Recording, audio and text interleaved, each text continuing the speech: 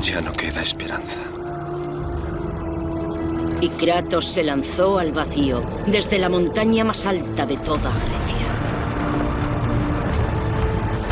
Tras 10 años de sufrimiento, 10 años de interminables pesadillas, que finalmente llegarían a su fin. La muerte era su única salida de la locura.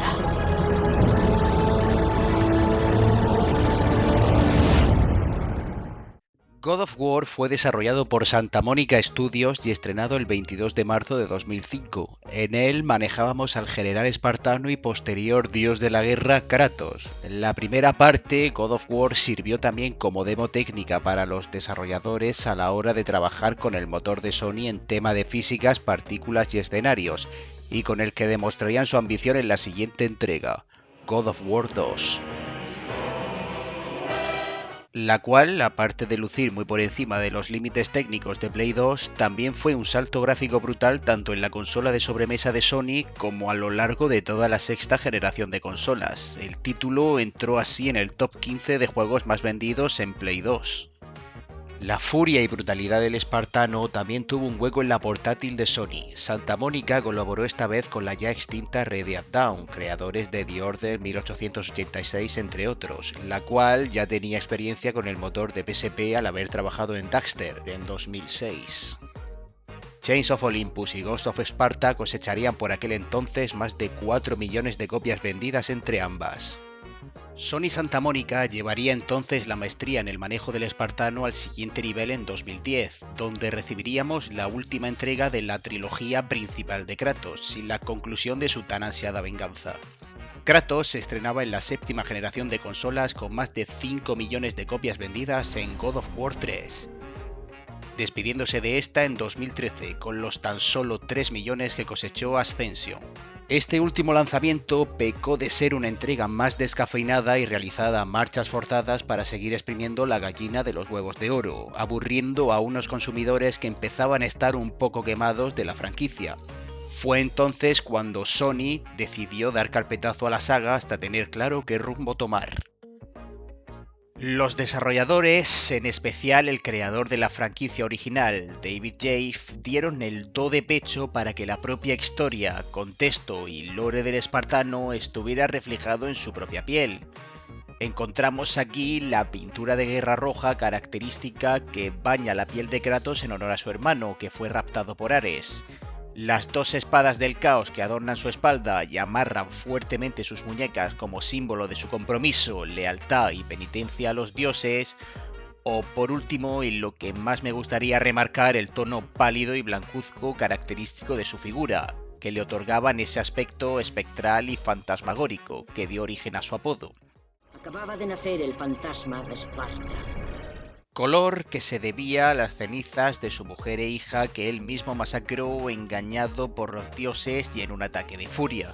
En resumen, el paso de Kratos por la mitología griega se caracterizó siempre por la ferocidad, la visceralidad y el afán de venganza que caracterizaban su personalidad, además de esos minijuegos un poco más subidos de tono pero que ya eran santo y seña de la saga ateniense. Se retrató al espartano como a un hombre que perdió todo cuanto amaba por su propia ambición y por ello se convirtió en un siervo infernal que traía la muerte y destrucción a todo aquel que se atreviera a cruzarse en su camino u oponerse a la ejecución de su venganza contra los dioses, lo cual se traducía en una batalla totalmente perdida para el rival y nosotros como jugadores lo sabíamos y lo disfrutábamos.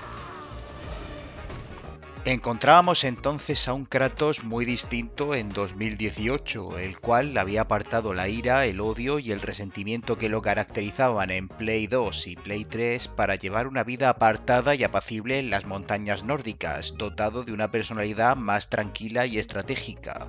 Es decir, seguía siendo un guerrero formidable e intimidante, pero ya no se dejaba dominar por sus instintos más básicos. La madurez de Kratos y la transición en su mentalidad se dejaba notar en aquel E3 de 2016, donde para nuestra sorpresa descubríamos que, una vez más, había tenido un hijo, Atreus, pero este, a diferencia de Calíope, jugaría un papel fundamental tanto en la propia trama activa del videojuego como en la parte jugable y mecánica de este. ¿Te crees que me asustas! He jugado a la saga nórdica desde su lanzamiento, tanto al primero en 2018 como a su posterior entrega en 2022, y tengo que decir que es encomiable el trabajo realizado por Cory Barlog y todo el equipo de Santa Mónica Studios a la hora de dar una nueva capa de barniz a la vida y personalidad del espartano, después de su casi muerte como saga en 2013. Creo que, aunque bastante continuistas el uno del otro en temas de gameplay, cosa que por otra parte era normal en la franquicia, la historia que nos cuentan funciona e incorpora una gran variedad de personajes principales y secundarios, que son carismáticos y actúan en función a una personalidad definida y creíble. Odín me encarceló aquí durante 109 inviernos. Soy muy inteligente. Antes o después, te prometo que lo averiguaré. A esto también ayuda una captura de movimiento con unas expresiones faciales que son de lo más humano visto en el medio. Todo esto, claro está, sazonado con unas actuaciones y un elenco de actores sensacionales que, aunque en español mantienen un doblaje adecuado, he disfrutado mucho más en versión original.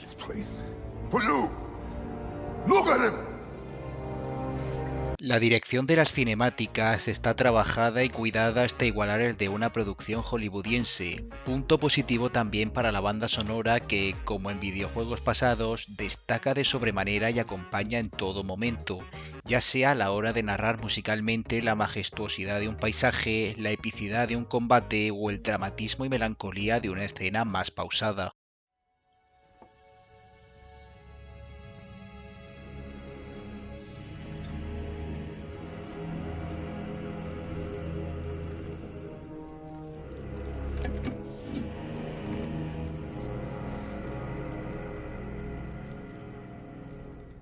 El combate, aunque más lento y pesado que el de su hermana griega, también gana en contundencia y espectacularidad de ataques y parries a los enemigos, personalizando en gran medida las luchas y añadiendo una vertiente RPG que encajaba bastante bien con el proyecto de escenarios libres y no tan pasilleros como en entregas pasadas que Santa Mónica propuso para el reinicio de las aventuras del espartano. El diseño artístico, tanto de Midgard, lugar donde transcurre la nueva saga, como de sus 9 reinos, es encomiable y nos deja entornos y paisajes preciosistas que, aunque no sea un mundo abierto propiamente dicho, hace que merezca la pena pararte y deleitarte con lo que el juego te muestra, derrochando cariño y estilo. La incorporación de la saga en el semimundo abierto que propone también nos dejó con el añadido de misiones secundarias, que fluctúan entre unas realmente excelentes y otras un poco menos imaginativas. La recolección de objetos, el encuentro con jefes opcionales y desafiantes, aunque un poco repetitivos,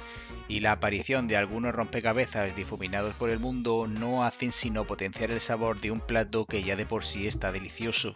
Aun con todo lo bueno mencionado anteriormente y tras haberlos terminado, el primero con 90 horas de juego y el segundo con 80, no puedo sino verme invadido por un sentimiento de nostalgia por todos los momentos, escenas y mecánicas que tanto la trilogía original como los dos juegos de PSP nos dejaron, y con un vacío que, pese a quien pese, a mí, como jugador asiduo de videojuegos, este nuevo relanzamiento de la saga no ha podido o sabido llenar. Paso entonces a mencionar algunos de los apartados que en mi opinión brillaron en la saga griega, pero que Santa Mónica decidió no mudar al reinicio nórdico. Tengo la sensación de que los combates contra dioses u otros enemigos y la visceralidad empleada contra ellos se ha visto mermada considerablemente. La nueva saga nórdica no logra transmitirme el sentimiento de superioridad y grandiosidad que sentía al enfrentarme contra un boss como sí lo hacía su homónima griega. Tanto en God of War 2 como en God of War 3, por ejemplo, sentías en todo momento que tú eras el peligro. Como dios de la guerra nada podía pararte, eras una apisonadora e incluso sentías pena por el pobre diablo que intentaba interponerse en el camino de Kratos. Ya fuera un dios, caballero, coloso o titán, sabías que iba a morder el polvo. Al hilo sobre los enfrentamientos, creo que Kratos acaba con sus enemigos con mucha menos ferocidad y bestialidad de como lo hacía antaño. Todos recordamos la mítica y sangrienta escena del espartano contra Helios, la pelea contra Teseo en los corceles del tiempo o la brutal paliza a Hércules. Escenas que incluso te hacían apartar la mirada, pero que te inyectaban esa adrenalina y ese afán por seguir jugando para ver qué barbaridad le hacía al próximo rival. Según la experiencia que he tenido en estos dos juegos, los finishers a jefes importantes de la trama se han suavizado bastante, por lo que nunca he llegado a sentir una ferocidad o rabia real por parte del espartano. Esto va unido al cambio en la mentalidad de Kratos, más prudente, cautelosa y moderada que antaño, quitándole en cierta medida el sentido al propio nombre de la franquicia y haciendo al espartano un poco más aburrido y menos frenético que en entregas anteriores, en mi opinión. What the fuck are you waiting for? Your daughter. My son calls her friend. If you try to hurt her...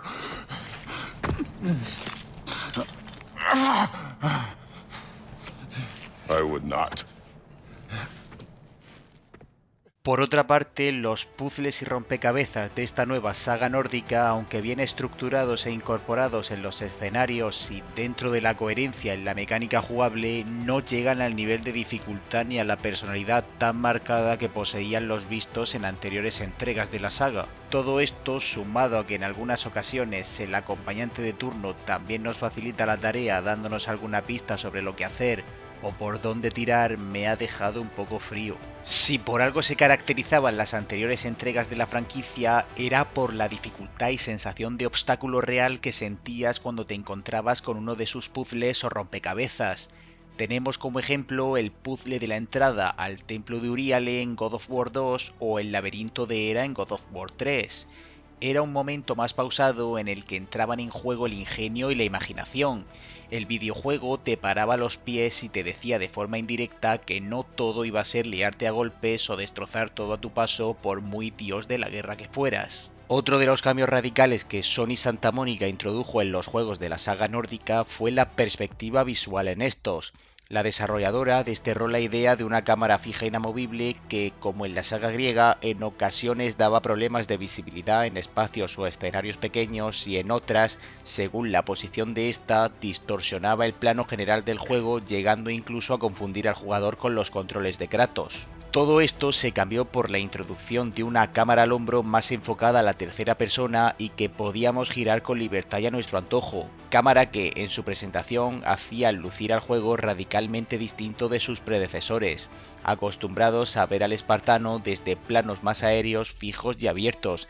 Creo sinceramente que con este cambio de cámara Santa Mónica ha modernizado el juego para hacerlo más actual y contemporáneo con las tendencias de hoy en día, ya que a no ser que esté introducida adrede por la propia mecánica jugable del videojuego, la cámara fija estaba más relacionada a videojuegos de terror o lanzamientos que tienen ya unos años, como por ejemplo los primeros Resident Evil, Devil May Cry, Silent Hill, etc. Aunque los desarrolladores han tomado la decisión correcta con esta nueva cámara libre, no puedo evitar echar en falta los antiguos planos de la saga griega donde automáticamente la cámara se alejaba de Kratos para que pudiéramos admirar bien la magnitud de lo que teníamos delante y darnos cuenta de lo pequeñísimo que era el espartano en comparación a la enormidad de las múltiples edificaciones con las que la antigua saga nos alegraba la vista, ya fueran puentes colgantes, enormes templos o gigantescas estatuas y palacios.